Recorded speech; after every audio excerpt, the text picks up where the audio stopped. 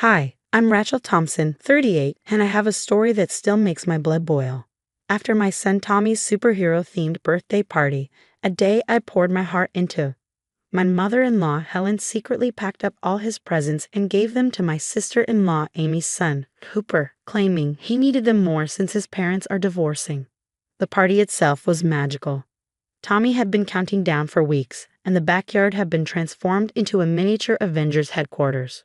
Red and blue balloon arches swayed in the breeze, cardboard cutouts of Iron Man and Captain America guarded the snack table, and superhero-themed music played softly in the background. "Mom, this is awesome." Tommy grinned, hugging me tight in his slightly oversized Spider-Man costume. His joy made every late night of planning worth it. "Only the best for my superhero," I smiled, adjusting his mask. But my smile faltered when Helen marched through the gate, trailed by Amy. Both were dressed in expensive sundresses, clearly ignoring my costume's encouraged request. "Rachel, dear," Helen began, her tone dripping with her usual condescension. "Couldn't you have done this at that indoor venue I mentioned? All this," she waved at the decorations, "seems a bit much for a child's party." Before I could respond, Tommy rushed over. "Grandma, Aunt Amy, look, I'm Spider-Man." Helen gave him a tight-lipped smile. "Yes, dear, though I must say, Cooper would have loved this theme too." Amy chimed in, her voice sugary sweet. "Poor Cooper was so disappointed he couldn't come. The divorce has been really hard on him, you know."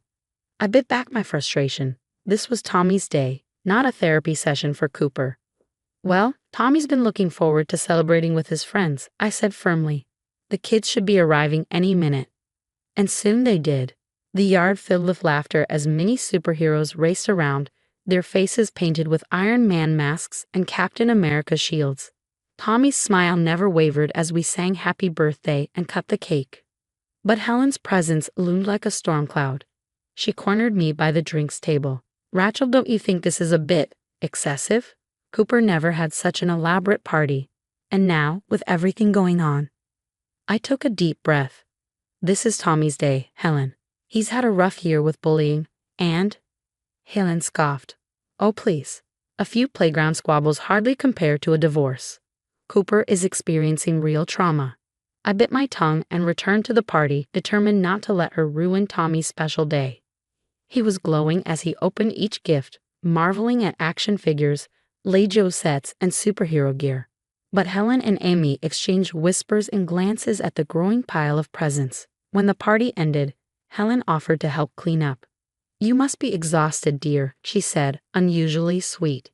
"Amy and I can pack up the presents while you handle the goodie bags." Something felt off, but with kids running around and parents saying their goodbyes, I let it go. Later that evening, after Tommy had crashed in his Spider-Man costume, I went to bring his presents to his room, but the table where they'd been stacked was empty. "Mark," I called to my husband, trying to stay calm, "did your mom bring Tommy's presents inside?" Mark frowned. "She said she was loading them into her car to help us." My stomach dropped. I grabbed my phone and called Helen. "Oh, those presents," she said, as if we were discussing the weather. "I took them to Cooper's house. Poor boy needed cheering up, and Tommy had so many. It's good to teach kids about sharing." I was shaking. "You what?" "Those weren't yours to give away. They were Tommy's birthday gifts. His friends picked those out for him." "Now don't be dramatic," she replied dismissively. "Cooper's already opened them, and really, Rachel, it's a valuable lesson in generosity for Tommy." I hung up, seething. Mark, hearing everything, grabbed his phone. "She's gone too far this time," he muttered. But all I could think about was how I'd explain this to Tommy in the morning. Helen hadn't just stolen his gifts. She'd taken a piece of his joy, a piece of a memory I'd worked so hard to give him. And this time, I wasn't going to let her get away with it. The next morning, Tommy's heartache became my motivation. As I sat at the kitchen table with my laptop, Mark placed a cup of coffee in front of me. "Are you sure about this?" he asked, his voice low so as not to wake Tommy. I nodded. She needs to understand the damage she's caused. If Helen won't respect our boundaries, maybe public accountability will make her think twice before pulling something like this again. I opened a blank document and started typing. An open letter to Helen Thompson. "Dear Helen, yesterday, my son Tommy woke up excited to play with the birthday presents his friends had lovingly chosen for him. But instead of the joy and excitement he deserved, he was met with confusion and heartbreak. Why? Because you decided to take all his gifts and give them to his cousin, Cooper, without permission. You've always favored Cooper, and we've stayed quiet for years, hoping you'd change. But this time, your actions didn't just hurt me. They hurt a little boy who sees you as his grandmother, someone he's supposed to trust. Those gifts weren't just toys. They were tokens of love from children who care about Tommy. Gifts like the Legio Avengers set Jake spent weeks saving for because Tommy helped him when he was being bullied.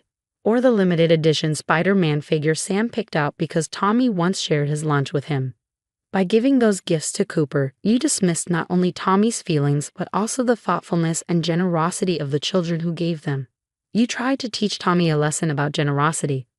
But maybe it's you who needs the lesson. About boundaries, respect, and fairness. I've spent years biting my tongue, enduring your subtle criticisms and favoritism. But you've gone too far. It's time for you to take responsibility and make this right. Return the gifts, apologize to Tommy, and show him that his feelings matter. Sincerely, Rachel. Mark read over my shoulder as I finished typing. This is good, but are you sure this will work? It's not just about her anymore, I said, my voice steady. It's about showing Tommy that we'll fight for him, even when the odds feel stacked against us. I posted the letter on my social media and in a local parenting group. Within hours, the post started gaining traction. Comments poured in from other parents, offering their support and sharing their own stories of difficult family dynamics. This is heartbreaking. Tommy deserves better. Good for you for standing up for your son. This is appalling. I hope Helen realizes how wrong she was. By the afternoon, the post had been shared dozens of times, and Helen's reputation was taking a hit.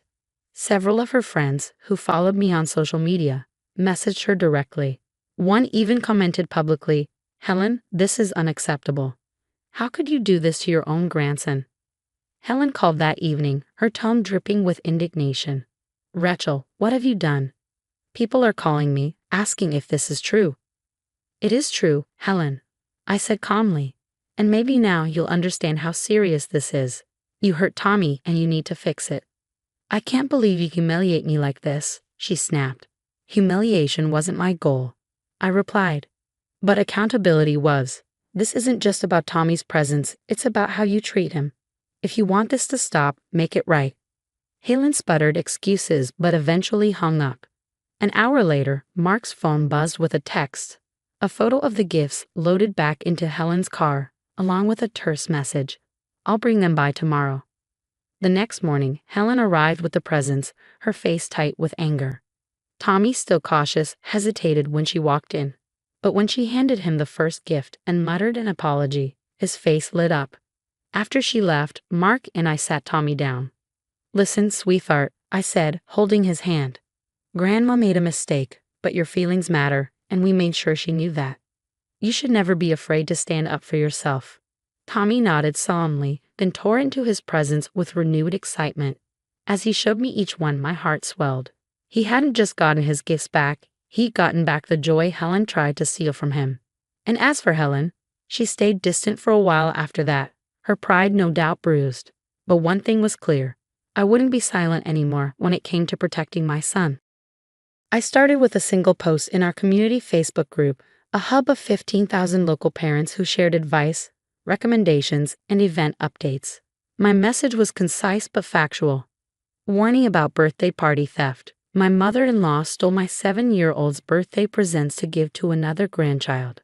Parents, please be aware that your children's thoughtful gifts were taken without permission. The response was immediate and overwhelming. Within hours, parents from Tommy's party began commenting, sharing the special meaning behind the stolen gifts. Jake's mom, Lisa, described how her son had saved his allowance for weeks to buy Tommy the Legio set. Another parent talked about searching for the limited edition Spider-Man toy Tommy had mentioned loving. Screenshots of the post spread beyond our local group. Soon, the story had reached Helen's Precious Country Club circles, where her reputation was everything. At 8 a.m. the next morning, my phone rang. It was Margaret, Helen's best friend from the club. "Helen, why am I hearing that you stole children's birthday presents? Please tell me this isn't true." Before Helen could contain the damage, the floodgates opened. The president of her charity board called. Her bridge club, Even her pastor, her carefully curated image as the gracious, charitable matriarch, was unraveling. Later that day, Amy showed up at our door, pale and trembling. The moms at Cooper's school are furious. They're saying Cooper can't come to birthday parties because we steal presents. You have to take down the post. I stared at her, incredulous. Like you took down the photos of Cooper posing with Tommy's stolen presents? I asked coldly. Those gifts meant something to every child who gave them. They weren't yours to take.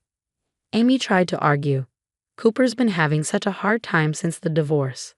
Stop using your divorce as an excuse, I snapped, cutting her off. Tommy's been bullied at school for months. Did you or Helen ever care about that?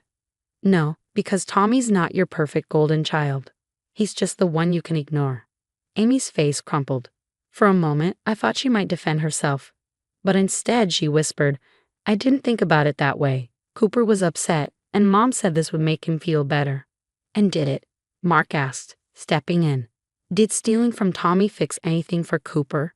Before Amy could answer, the doorbell rang. Helen stood there, looking disheveled, an unusual sight for her. She marched inside without an invitation. You need to fix this, she demanded. My reputation. It's exactly what you deserve, Mark interrupted sharply. Remember when Tommy was being bullied and you said he needed to toughen up? Meanwhile, you coddle Cooper for every little thing. Cooper's situation is different, Helen argued. Yes, it is, I said quietly, my voice steady. Cooper has two parents who love him and are going through a tough time. Tommy has a grandmother who makes him feel like he doesn't matter. My words seemed to land. Helen's bravado faltered, and she sank into the couch, looking older than I'd ever seen her. I just wanted to help Cooper, she murmured. By hurting Tommy, Mark pressed. The silence that followed was broken by the sound of small footsteps. Tommy stood in the doorway, still in his Spider-Man pajamas, his face uncertain. Helen looked at him, really looked at him, for what felt like the first time. I'm sorry, Tommy, she said, her voice trembling. Grandma made a big mistake. An hour later, Helen returned with all of Tommy's presents. Some were already opened, but they were all there. She even wrote a public apology on my Facebook post, admitting her actions and promising to make amends. 2 weeks later, Helen showed up with 2 identical Avengers Lego sets, one for Tommy, one for Cooper. She hesitated at the door. Maybe the boys could build them together. Tommy looked at me, seeking permission. I smiled and nodded. His face lit up. Cooper can come over. I'll show him my superhero headquarters. As the boys played, Helen sat beside me, her hands twisting in her lap. I've been unfair, she admitted softly, to all of you. I was so focused on Cooper's pain that I didn't see what I was doing to Tommy, or to you. It wasn't a perfect resolution.